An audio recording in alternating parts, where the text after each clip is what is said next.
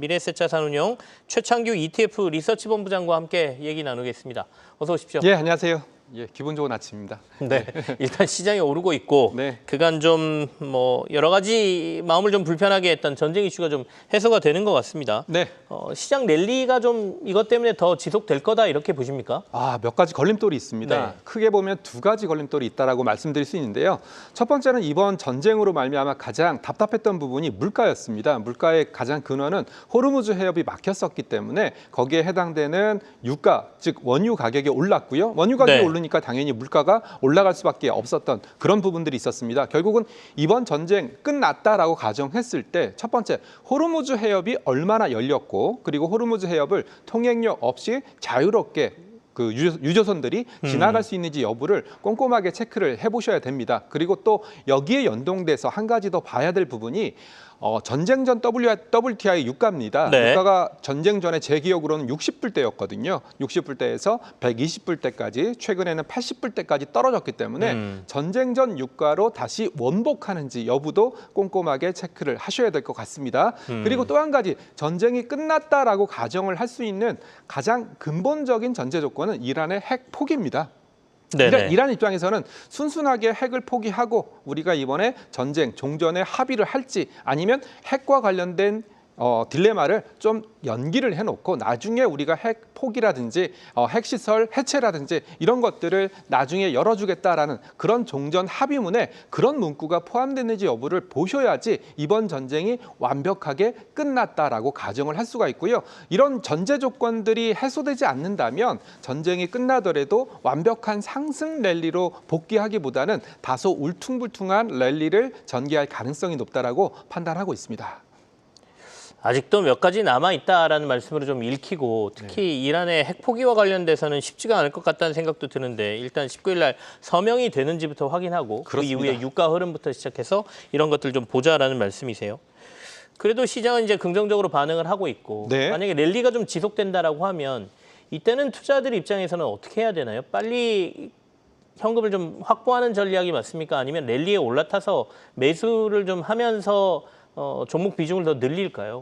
지금 상황에서는 가장 피해야 될 매매 방법 중에 하나가 극단적 매매입니다. 이번 전쟁이 끝났으니까 나는 다 팔아서 이익 실현에 나설 거야. 전량 매도라든지 아니야 전쟁이 끝났으니까 적극적으로 매수를 들어가야 돼. 풀매수 이런 어떻게 본다면 극단적인 선택은 배제하실 필요가 있습니다. 결국은 이번 전쟁 리스크가 어찌 본다면 최근에 들어서 약간 불거지긴 했지만 최근 한 달 사이 봤을 때는 전쟁 리스크가 그렇게 시장에 큰 영향을 주진 못했었어요. 오히려 그 과정에서 튀어오른 물가라든지 금리라든지 매크로 지표가 어떻게 본다면 큰 영향을 줬었기 때문에 이번 전쟁이 끝났다라고 가정을 했을 때 극단적인 매매는 좀 피했으면 좋겠다 이렇게 말씀드리겠습니다. 결국은 이번 장에서 가장 핵심은 뭐니 해도 주도주입니다. 주도주 반도체라든지 최근에는 기판이라든지 아니면 삼성전기를 필두로 한 MLCC라든지 이런 쪽이 주도주이기 때문에 주도주는 계속적으로 유지하는 전략을 쓰셔야 될 것 같고요. 과도한 쏠림, 오늘도 또 사이드카가 발동을 했거든요. 결국은 시장은 굉장히 집중되어 있고 변동성이 높아져 있는 상황이니까 과도한 쏠림도 좀 회피를 하실 필요가 있다라고 생각을 합니다. 그리고 제가 최근 한 달 사이에 장을 보면서 느꼈던 게 하나가 있었습니다. 현금은 좀 있었으면 좋겠다. 즉 시장이 쏠린 만큼 한번 조정이 일어났을 때 조정의 폭, 속도 굉장히 빠릅니다. 반등의 속도, 폭 굉장히 빠릅니다. 이런 장에서는 현금 비중은 필수적이다라고 생각을 하고 있어서 일단은 적극적 과도한 극단적 선택은 피하시면 되고요. 주도주 계속 가져가시면 되는데 현금 유동성은 반드시 필요하다라는 말씀을 드리겠습니다. 일반화하기는 힘들지만 현금을 좀 그간 확보해 놓으신 분들이라면 지금 이 반등세에서 조금은 더 늘려갈, 주도주 중심으로 늘려갈 수 있는 거고 그렇습니다. 그게 아니고 현금 비중이 전혀 없으신 분들 같은 경우에는 상승하는 구간에서 현금 비중을 반드시 조금 가져가라 이런 말씀이시네요. 맞습니다. 최근에 삼성전기를 예를 들어드리면 아무래도 최근에 가장 모멘텀이 좋았던 종목이긴 하지만 ETF 관련된 리밸런싱이라든지 수급적인 요인에 의해서 단기적으로 조정의 폭도 굉장히 컸었습니다. 이런 걸 노려서 좀 현금 비중을 좀 늘려놓는다면 충분히 매수 기회도 있었을 거다라고 저는 생각을 하고 있기 때문에 그런 관점에서 현금 비중 좀 확보했으면 좋겠다라는 말씀을 반복적으로 드리고 있습니다. 유가 말씀을 아까 하셨으니까요. 유가를 어떻게 봐야 되나요? 우리가 이제 여러 IB들이나 뭐 여러 기관들에서 전쟁이 종결되더라도 적어도 6개월 정도는 고유가 상황 유지될 거다 이렇게 얘기했거든요. 맞습니다. 최근에 골드만삭스 보고서도 네. 80달러 정도를 얘기하고 있거든요. 그래서 저도 전쟁 전 유가가 60달러 그리고 그 밑에서도 형성됐었는데 왜 이렇게 높은 유가를 예고하고 있는가 이 부분에 대해서 고민이 좀 많았었습니다. 네. 근데 제가 내린 결론은 뭐냐면 이번 전쟁으로 말미암아 정유시설이라든지 원전이라든지 폭파된 게 좀 많습니다. 카타르 같은 경우에도 LNG 시설이 굉장히 많이 피격이 됐었고 그걸로 말미암아 LNG 가격이 올라가는 그런 모습을 보여줬었거든요. 결국은 지금 유가에는 전쟁 끝나더라도 복구 비용이 포함될 수밖에 없습니다. 그래서 네. 복구 비용에 해당되는 10에서 20달러 정도를 더한다면 유가가 전쟁 전 60달러에서 70, 80달러 그 정도 선에서 아마 유지가 되지 않을까. 그리고 복구가 완전히 끝날 경우에는 좀 더 하향 안정화되겠죠. 그래서 유가가 전쟁 전 수준까지 복원되기까지는 좀 시간이 남아 있다. 이렇게 좀 판단하고 있고요. 결국은 미국의 물가라든지 가솔린 가격 네. 상승에 따른 물가 압력에는 또 계속적으로 프레셔를 가할 가능성이 높다라고 판단하고 있습니다. 올라갈 가능성은 배제해도 됩니까? 지금 80달러 중반대인데 이게 지금- 다시 뭐 90달러로 간다든지 이럴 가능성은 지금은 결국 여름이기 때문에 또 미국 같은 경우에는 드라이빙 시즌입니다. 여름 네. 휴가라든지 이런 계절적인 현상과 맞물려서는 올라갈 가능성도 좀 있다라고 보고 있습니다. 과거에 시즈너리 이펙트라고 해서 지금 이맘때 유가를 본다면 글쎄요 평상시보다 5에서 10% 정도 늘어나는 그런 계절적인 현상이 나타나는 그런 구간이니까 이런 계절적인 효과 그리고 전쟁이 끝났을 때에 따른 유가 하락 이런 것들이 맞물린다면 뭐 큰 폭의 움직임은 나타나기 힘들다. 이렇게 정리드리면 될 것 같습니다. 그러면 외국인들의 그 매수는 어떨까요? 우리 시장에서 매도가 계속됐었잖아요. 이걸 맞습니다. 이제 우리가 아까 리밸런싱 차원의 매도였다라고 얘기는 했는데 어느 정도 그게 일단락이 끝난 것 같은데 네. 저 함부로 얘기하기는 좀 힘들지만 그래도 지난주 금요일하고 오늘 지금 매수를 좀 해주고 있으니까 네. 전쟁 상황도 종결됐고 네. 그러면 앞으로는 외국인이 극단적으로 그렇게 매도를 하기는 힘들다 이렇게 봐야 되나요? 결국은 저는 스페이스X 네. 관련된 이벤트도 분명히 있었다라고 생각을 하고 있습니다. 최근에 지난 금요일 밤이었죠. 금요일 밤 미국 기술주들 움직임을 본다면 네. 확실히 기술주를 좀 팔고 스페이스X로 살려고 하는 그런 수급적인 모멘텀들이 확인이 됐고요. 그리고 저는 약간 아이러니한 상황이긴 하지만 지금 상황에서 스페이스X 주가가 올라가 준다면 네. 만약에 상장 첫날처럼 뭐 170불, 180불, 190불까지 올라가 준다면 오히려 외국인들 입장에서는 삼전을 좀 팔아서 스페이스X로 들어가는 즉 스페이스X가 없으면 포지션을 유지하기가 힘드니까 그런 수급적인 모멘텀이 연출될 가능성이 높다라고 판단하고 있습니다. 결국은 스페이스X 주가가 잠잠해지면 외국인들의 한국물 매도는 좀 잠잠해지겠지만 오히려 반대적으로 스페이스X 주가가 굉장히 급등세를 연출한다든지 아니면 변동성이 굉장히 큰 모습을 연출할 경우에는 네. 외국인들의 수급은 다소 부정적일 수밖에 없다. 그렇지만 제가 금요일 날 한번 뜯어봤어요. 외국인들이 2조 원 정도 매수를 했는데 이 중에 절반이 비차익 거래. 즉 바스켓으로 한국물을 사는 매수가 절반 정도였고요. 개별 종목을 사는 매수가 절반이었습니다. 즉 바스켓으로 한국을 사는 물량 절반 그리고 종목을 사는 물량 절반이었기 때문에 일단은 한국에 대한 시선 그리고 개별 종목에 대한 모멘텀 플레이 둘 다 가능한 구간이기 때문에 뭐 네. 극단적인 외국인 매도는 없을 거다. 다만 스페이스X 주가가 움직임에 따라서 연동되는 리밸런싱 차원의 물량들은 추가적으로 나올 수 있다. 이렇게 정리드리겠습니다. 스페이스X의 주가의 흐름이 우리 시장 외국인들의 매수 매도 규모하고도 연결이 될 수 있다 이런 말씀이세요. 스페이스X가 너무 막 주가가 잘 나가 버리면 네. 그쪽으로 또 쏠림 현상이 좀 나타나니까 네. 아무래도 우리 시장에 좀 부정적인 영향이 있을 수도 있겠다 이런 말씀을 좀 해주셨습니다.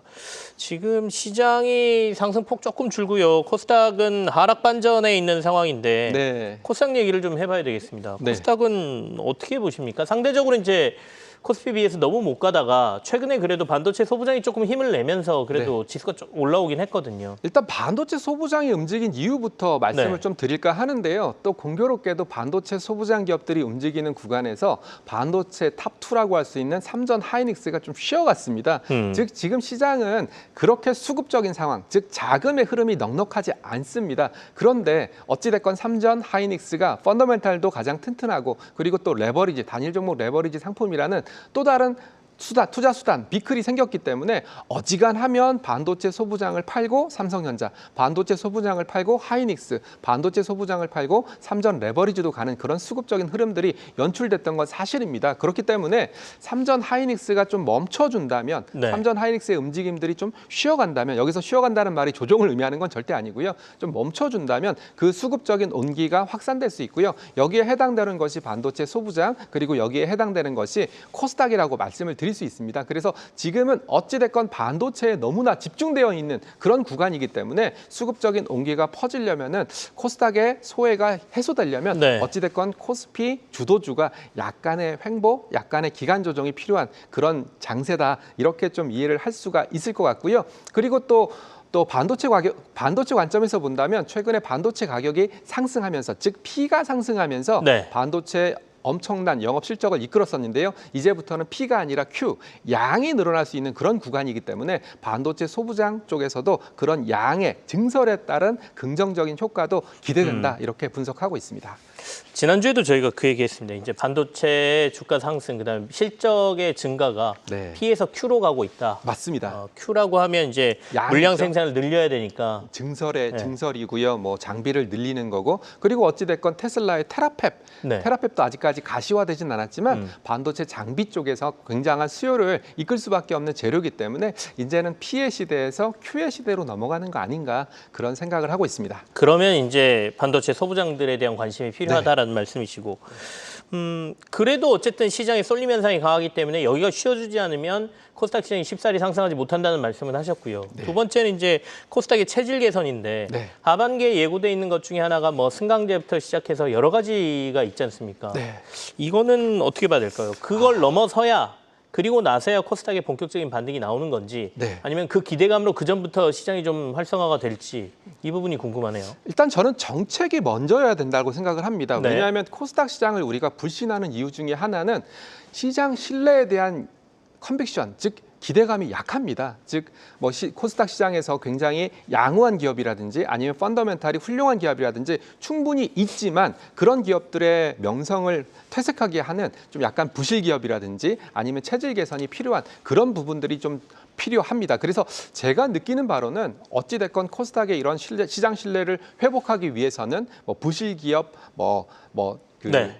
부실 기업의 퇴출이라든지 네. 뭐 그런 내용들이 먼저 우선시 돼야 된다라고 생각을 하고 있고요. 그리고 저는 승강제라든지 이런 것들은 그렇게 큰 의미가 없다라고 생각합니다. 왜냐하면 승강제를 만들어 놓고 또 일부 기업에 해당되는 ETF를 만들어야 되거든요. 즉 코스닥 프리미엄 해당되는 그 승강제 일부에 해당되는 기업들을 대상으로 한 ETF라든지 네. 아니면 자금적인 흐름이 나타날 수 있는 그런 장치적인, 어떻게 본다면 수급적인 장치가 필요하기 때문에 당장 뭐 승강제를 만들어서 뭐 어떻게 뭐 우수한 기업들을 올린다든지 그런 것들이 가시적인 성과로 이어지긴 어렵습니다. 그래서 제가 느끼는 건 뭐냐면 시장의 신뢰, 즉 코스닥의 신뢰를 회복하는 것이 먼저기 때문에 뭐 동전주 퇴출이라든지 이런 것들을 먼저 해서 시장에 대한 신뢰를 올리고, 거기에 따라서 승강제를 만든 다음에 승강제에 해당되는 기업들을 대상으로 한 또 다른 ETF라든지 펀드라든지 이런 걸 만들어줘야 코스닥의 체질 개선이 이루어질 가능성이 높기 때문에 좀 갈 길이 아직은 좀 많이 남아있다, 이렇게 분석하고 있습니다. 그 얘기는 지금 섣불리 코스닥 시장 투자를 하지 말아야 된다, 이렇게 결론을 내려야 되나요? 지금은 뭐 코스닥 네. 시장을 전체적으로 투자하기보다는 아마 투자자분들도 잘 알고 계시겠지만 네. 약간 좀 개별주? 개별 종목이라든지 아니면 네. 모멘텀이 살아있는 그런 업종이라든지 그런 쪽으로 좀 정밀 타격 관점으로 접근하시는 게 오히려 바람직하지 않을까, 이렇게 판단하고 있고요. 네. 코스닥에 대한 시장 신뢰가 회복된 다음에 시장 전체에 대한 투자를 하시는 것도 좀 그건 맞는 거기 때문에 순서적으로 본다면 지금은 정밀 타격의 시대다, 이렇게 분석하고 있습니다. 주말 사이에 좀 굵직한 이슈 중에 하나가, 오늘 사실 저희 방송에는 크게 안 다뤘습니다만, 미국이 안보 위협을 명분으로 해서 이른바 AI 관련된 통제에 들어갔다는 거예요. 네. 그러니까 엔트로픽의 미토스 5하고 페이블 5와 관련돼서는 외국인들이 아예 사용하지 못하겠다라고 막아버린 거지 않습니까? 네, 그렇습니다. 이 이슈는 어떻게 해석해야 될까요? 결국은 미중 갈등의 하나의 증표가 아닐까, 저는 네. 이렇게 생각을 하고 있습니다. 심지어 엔트로픽에 근무하고 있는 미국 국적이 아닌 개발자도 접속을 못하게 차단했다라고는 얘기가 들릴 정도로 최근에 굉장히 미국 정부가 안보 우려, 이걸로 굉장히 까다롭게 하고 있습니다. 그래서 이제 AI가 다시 한번 전략 물자, 반도체처럼 전략 물자로 떠오르고 있는 게 아닌가 이렇게 생각을 하고 있고요. 그러면 자연스럽게 우리 입장에서는 우리 나름대로의 또 AI 모델을 개발해야 된다. 즉 소버린 AI와 관련된 그런 구조적인 수요가 강화될 가능성이 매우 높습니다. 그래서 네. 저는 다시 한번 이번 일로 말미암아 우리가 뭐 미국의 엔트로픽의 이런 강력한 모델을 못 써 여기서 끝날 게 아니라 이제는 AI 모델조차도 안보적인 전략 자산으로 떠올랐으니까 우리 나름대로의 AI 모델을 만드는 서버린 AI 시대로 가야 되지 않을까 이렇게 생각을 하고 있고요. 여기에 해당되는 가장 강력한 수혜는 AI 인프라라든지 데이터 센터라든지 반도체라든지 이런 이벤트들이 다시 한번 떠오를 가능성이 높고 여기에 해당되는 기업들이 뭐 화면에 나오겠지만 뭐 네이버라든지 NC소프트라든지 네. 이런 기업들이니까 다시 한번 서버린 AI 시대가 전성기를 맞이할 가능성이 높다라고 판단하고 있습니다. 이렇게 전략 자산으로 AI를 미국이 활용하기 시작하면 결국엔 우리 AI를 갖고 있어야 되니까 그게 이제 소버린 AI라는 거고. 그렇습니다. 그렇다면 거기에 대한 개발이라든지 이런 거에 동력이 훨씬 더 강해질 거다. 네, 그러니 국내에서 거기에 선두권에 있는 회사들은 눈여겨볼 만하다 이런 말씀이시네요. 네, 그렇습니다. 어떻습니까? 그러면 지금 현재 상황에서 전략적으로 투자자들한테 조언해 주실 게 어떤 게 있으세요? 우리가 당장 이제 전쟁은 끝났다, 불확실성이 좀 제거됐다 그러니까 시장은 환호를 하고 네. 그러면 적극적으로 시장에 뛰어들고 싶어 하시는 분들 굉장히 많을 텐데 네. 어떻게 해야 될까요? 일단 뭐 제가 최근에 시장의 변동성이 너무나 크다 보니까 왜 이렇게 변동성이 클까? 특히 한국 시장은 왜 이렇게 변동성이 커지고 있는가? 이 부분에 대해서 고민을 굉장히 많이 하고 있습니다. 제가 내린 결론은 딱 하나입니다. 어찌됐건 AI 산업이라는 세계적인 흐름은 무시할 수 없고 오히려 내년부터는 피지컬 AI를 필두로 해서 더욱더 AI 서비스가 발전할 수밖에 없다. 그런 가정에서 본다면 반도체 중심으로 되어 있는 한국적인 산업적인 현황에서 변동성이 커지는 것은 어찌 보면 당연하다. 그렇다면 투자자 입장에서는 이 반도체를 버리고 가느냐, 버리지 않고 다른 쪽으로 가느냐. 그래. 반도체를 버리고 다른 쪽으로 가는 전략은 거의 말이 안 된다라는 판단을 좀 내렸습니다. 그래서 반도체 투톱, 삼성전자, 하이닉스 중심의 반도체 투톱은 여전히 유효하다라고 저는 판단하고 있고요. 변동성이 커지건 변동성이 줄어들건 주도주 중심의 투자 전략은 맞다라고 생각을 하고 있고요. 그리고 앞서 우리가 얘기 나눴던 대로 이제는 P의 시대에서 Q의 시대로 넘어가고 있는 그런 찰나기 때문에 반도체 소부장까지 같이 가져가는 전략이 맞지 않나라는 생각을 하고 있습니다. 그래서 현실적으로 제가 좀 나눠드린다면 반도체 투톱을 한 절반 정도 그리고 소부장 기업들을 한 10에서 20% 정도 그리고 현금 유동성도 어느 정도 남겨놓는 그런 전략이 필요하지 않나 이렇게 좀 생각을 하고 있고요. 또 한 가지 생각은 너무나 변동성이 크다 보니까 사람들이 많이 지치신 것 같아요. 그러다 보니까 저도 자연스럽게 최근에 한국의 수출이라든지 이런 쪽에서 모멘텀을 받고 있으니까 K 수출, 뭐 K 컨텐츠, 아니면 K 면세점, K 화장품 이런 쪽도 다시 한번 쳐다봐야 될 시기가 아닐까라는 생각도 하고 있습니다. 얼마 전에 젠스완항 CEO 한국에 왔다 가면서 여러 기업들 만났지 않습니까? 만나는 기업들이 다 주가가 확 올랐다가 지금은 거의 많이 다시 빠졌었죠. 제자리로 돌아오는 상황인데 이 이슈는 어떻게 보십니까? 그 중에서도 옥석을 좀 가려본다면 뭐 이슈가 있었으니까 당연히 좀 시장은 반응을 했을 테고 그래도 냉정하게 보니 여기는 젠슨하고 관계나 뭐 이런 것들 나온 뉴스를 봤을 때 관심 있게 볼만하다는 데가 있으세요? 저는 일단은 젠슨 황이 왜 한국에 왔을까부터 좀 고민을 할 필요가 있다라고 생각하는데요. 젠슨 황 같은 경우에는 누가 뭐라고 해도 뭐 GPU, 뭐 최근에 발표했던 CPU 그리고 관련된 AI 서버, AI 렉, AI 팩토리라고 부르죠. 하드웨어 특히 AI 하드웨어 쪽에서는 거의 천하통일을 이룩하고 있는 그런 상황입니다. 그렇다면 못 가지고 있는 게 무엇이냐가 중요한데 이 젠슨 황이 못 가지고 있는 것은 피지컬 AI 중에서도 바디, 즉 제조에 해당되는 바디를 못 갖고 있습니다. 즉 젠슨 황이 한국을 방문한 이유도 결국 AI 시대 때 천하통일하고자 하는 그런 의지가 있는데 못 갖고 있는 이 바디를 충족하기 위해서 한국의 전략적인 동맹 차원에서 넘어왔다라고 생각하고 있습니다. 그렇다면 이 젠슨 황이 원하는 것이 바디라면 이 바디를 갖고 있는 기업들은 분명히 눈여겨보실 필요가 있는데 뭐니 해도 현대차의 보스턴 다이나믹스 그리고 LG그룹주의 다양한 AI 인프라들 네. 그리고 두산의 협동 로봇 같은 이런 부분들이 젠슨왕이 노리는 바디와 연관되어 있다라고 생각하고 있습니다. 한 가지 저도 아쉬운 게 와서 그냥 스킨십만 하고 그냥 갔다라는 부분이 굉장히 아쉽고 그런 부분들이 주가 조정으로 일어나고 주가 조정으로 연결되고 있긴 하지만 언젠가는 뭐 수주라든지 아니면 계약이라든지 실제적으로 우리 눈에 보이는 숫자들이 나타날 가능성이 높으니까 실망하지 마시고 LG그룹주라든지 두산 그리고 현대차 그룹주를 피지컬 AI 그리고 피지컬 AI에 해당되는 바디 관점으로 보시면 좋을 것 같습니다. 이번 주에 주요 일정 중에 중앙은행들 일정이 있습니다. 맞습니다. 예. 일본 BOJ도 있고 FOMC 회의도 있고 일본은 지금 금리를 올릴 걸로 거의 시장은 확신하고 있던데요. 올리게 되면 항상 얘기 나오는 게 엔캐리 트레이드 얘기지 맞습니다. 않습니까? 그 우려는 어느 정도를 해야 될까요? 결국은 통화 정책을 바라보실 때는 이번 금리 인상이 일시적인 아니면은 뭔가 문제가 생겼기 때문에 처방적인 차원에서 금리 인상을 하는 것이냐 아니면 꾸준한 장기 정책상에서 금리를 인상하는 것이냐 이게 굉장히 중요합니다. 만약에 일시적인 우리가 몰랐던 금리 인상 돌발성 아니면 단편적 금리 인상이 일어난다면 말씀하신 것처럼 엔캐리 트레이드 자금의 청산이라든지 이런 것들이 나타날 가능성이 높습니다. 그렇지만 이번 BOJ의 금리 인상은 어떻게 본다면 긴 그림 하에서 꾸준하게 금리를 정상화시키는 그런 단계에서 일어나고 있는 그런 정책이기 때문에 돌발적인 행위, 돌발적인 정책 결정이 아니라는 점에서 엔캐리 트레이드 자금의 청산이라든지 이런 것들은 우리가 너무 우려할 필요는 없다 이렇게 생각을 하고 있고요. 만약에 진짜 뭐 요번에 BOJ에서 이번에 인상했지만 다음번에는